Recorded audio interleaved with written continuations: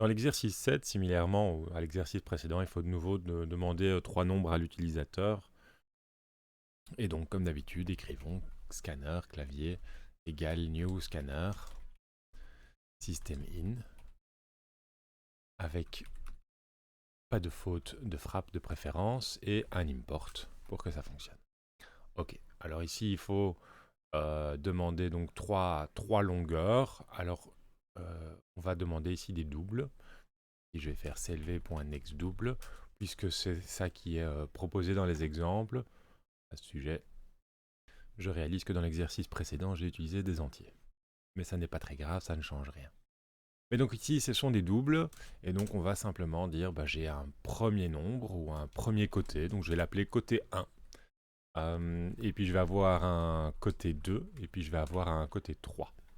Et maintenant la question c'est, est-ce que c'est un triangle équilatéral? En d'autres termes, est-ce que tous les côtés sont égaux, ou est-ce qu'il est isocèle, ou est-ce qu'il est ni l'un ni l'autre, c'est-à-dire quelconque?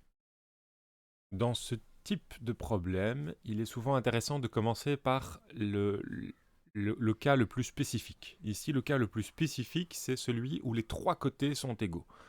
Puisqu'il peut y avoir soit trois côtés égaux, soit deux côtés égaux, soit tous les côtés sont différents. Ici, le plus spécifique, c'est tous les côtés sont égaux. Et donc, on va tester ce cas-là d'abord. Si le côté 1 est égal au côté 2 et que le côté 2 est égal au côté 3, alors le triangle est équilatéral. Donc équilatéral. Remarquez que je ne dois pas rajouter la condition que le côté 1 est égal au côté 3, puisque forcément, ils sont déjà tous les deux égaux au côté 2, donc ils sont vraiment déjà tous les trois égaux. Ok, donc ça c'est le cas équilatéral. Si ce n'est pas le cas, donc je mets un else. Si ce n'est pas le cas, qu'est-ce qui peut se passer? Eh bien, il peut se passer qu'il y ait quand même deux côtés qui sont égaux.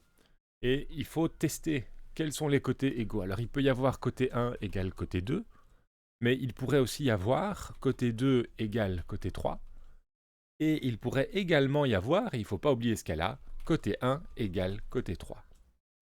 On sait qu'il y aura seulement une des trois conditions qui sera vérifiée, puisque s'il y en avait au moins deux, on serait dans le cas équilatéral. Donc il y en a au moins, il y a maximum une des trois qui est vérifiée. On ne sait pas laquelle, mais en tout cas, dès qu'une des trois est vérifiée, on peut afficher que c'est un triangle isocèle. Ensuite, que reste-t-il? Donc maintenant, je branche dans le dernier else. Donc si toutes les conditions précédentes sont fausses, c'est-à-dire c'est pas équilatéral et c'est pas isocèle, à ce moment-là, c'est qu'il est ni équilatéral ni isocèle, donc il est quelconque. Donc on peut écrire quelconque.